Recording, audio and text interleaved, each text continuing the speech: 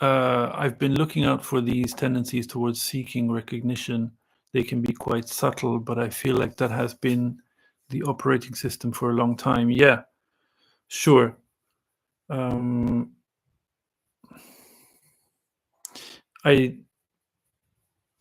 would suggest that there's no need to look for these tendencies because they're apparent. They become apparent in situations anyway. You know, there's not going to be anything gained by looking out for them, at least not in a kind of disciplined, watchful way. You know, that would be the ego trying to look out for the ego. Yeah, it's, you know, it makes sense, right? You only need recognition if there are like insufficiency or lack of self-worth or things like that, self-esteem.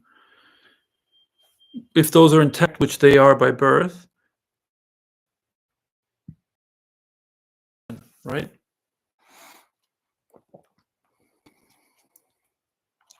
So we can always see through those things. So the lack of feeling of lack of self-worth and this and that, it always comes down to some conclusion that's been made by others and then subsequently by ourselves, or maybe by ourselves first, that we're somehow not sufficient, that because the demands of the conditioning are so unnatural unnatural and unrealistic, of course we're never going to be able to meet them or suffice to them.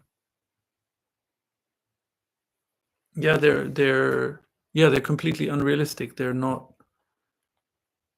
worth pursuing. But it's like that the logic of that, the simplicity of that is missed because the pressure to accept these standards is so strong from a young age. So yeah,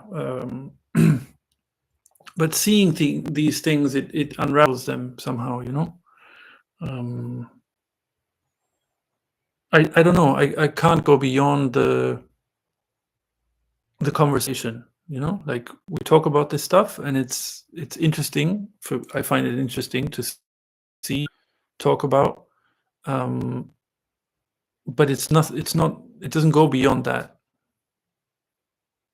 Yeah, the freedom is something that is our default setting anyway, and we can talk about it, but to go into some kind of psychoanalysis about it doesn't really go anywhere. It's not necessary. So the need for recognition is a need that I have to get some approval, that someone outside has to finally say, yes, you're enough, or you're good, or you're special, or you're, yeah. Because by default, by nature, we're just like, our life is just lived. It's just life going on. There's not too much thinking about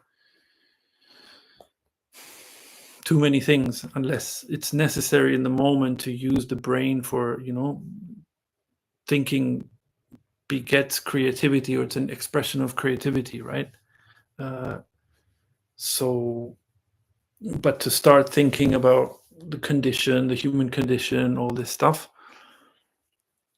beyond the point where it feels interesting, is going too far. It's not natural anymore. I guess it can feel like another mental activity, questioning all the time. Yeah, of course. It's that we're used to solving things through thinking. So thinking can be a problem solver for certain things, but not for these things. Not for this topic. This subject doesn't run on thought. And you see it, you feel it in if you are engaged in a conversation in a particular scenario on YouTube or in a talk somewhere, you can feel if it lacks feeling, if it's purely on a mental level, if it's some mental gymnastics and something doesn't quite feel quite right, because you can listen to talks endlessly and then regurgitate the same thing and start doing talks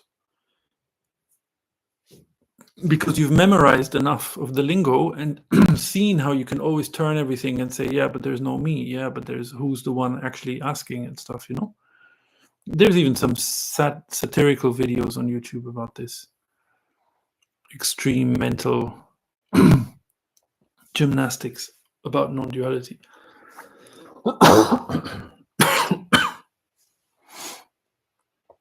I started watching some other speakers while you were away, like Rupert Spira. I like what he's saying, but it still seems like a lot of holding a posture. I don't know. I don't think, he's in particular. There are a lot who don't come from the right place, but I would say that he certainly does.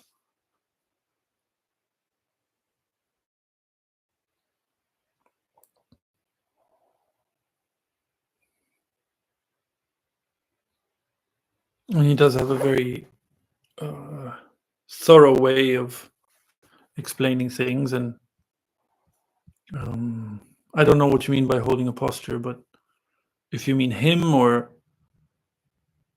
what he's suggesting, or anyway, I don't know. I've heard him speak a couple of times, and it's pretty interesting. I find like his approach, but it's his interest, no, like in Advaita, in the old school writings and all that. Oh, like staying in awareness and all that. Okay, yeah, yeah.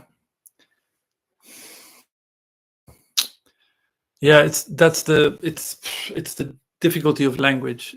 He's certainly not suggesting, and I know he gets stick as well for being like not. He certainly wouldn't be the radical non-duality, and radical non-duality would say that he's giving a path or something like that. That's nonsense. It's complete nonsense. It's a complete misunderstanding. It's making a separation that is unnecessary and isn't there in the first place. So when someone says, stay in awareness, or apparently Ramana Maharishi said, who am I? Asked the question, who am I? It's not providing a blueprint. It's just saying, like, it's like if you tell me that you broke up with your girlfriend and you're sad, and I say to you, don't take it so badly, or take it easy, or whatever I say, it's not a prescription. It's just something to say. It's something that seems appropriate to say. So in awareness,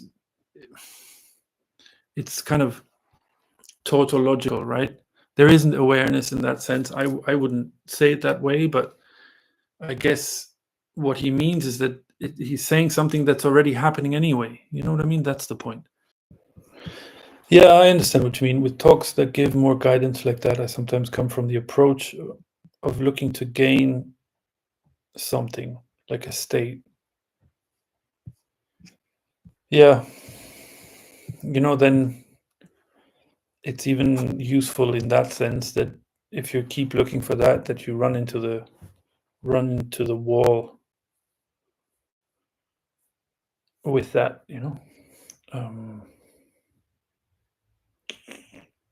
It's also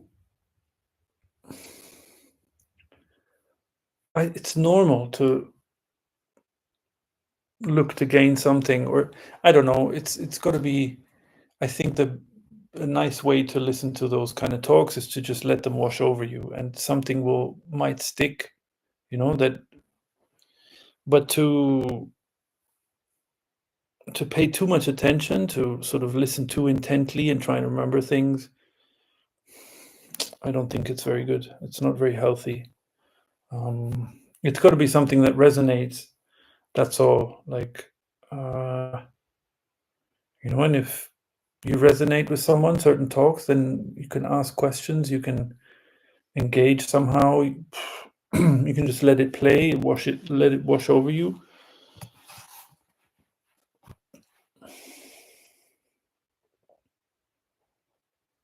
I don't know, like anything else, these dynamics, they take care of themselves, whatever you need to hear, whatever's helpful, not that you need to hear anything, but whatever is helpful or fun or interesting will come across. If you find something laborious and in this kind of a case, if you find it like holding a posture, then leave it, simple. You're not missing anything by not listening to someone. I think the nice thing really is to avoid the charlatans, the people who talk nonsense, who don't know what they're talking about. That's nice to avoid. But there as well, people, it can be useful for running into a wall.